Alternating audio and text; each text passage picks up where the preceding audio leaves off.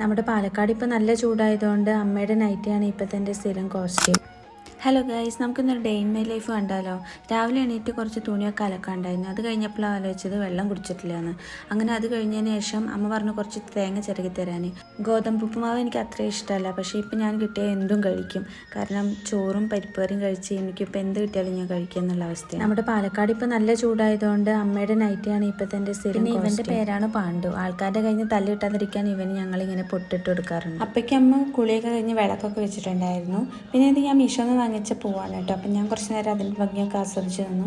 പിന്നെ ഞാൻ കുറച്ച് ഉച്ചയ്ക്ക് കഴിക്കാൻ വേണ്ടിയിട്ട് കുറച്ച് ഐസ്ക്രീം ഉണ്ടാക്കിയിട്ടുണ്ടായിരുന്നേ. ഈ രസന വെള്ളം കലക്കിയിട്ട് കുപ്പിയിൽ ഇതുമാതിരി ഒഴിച്ച് വയ്ക്കും.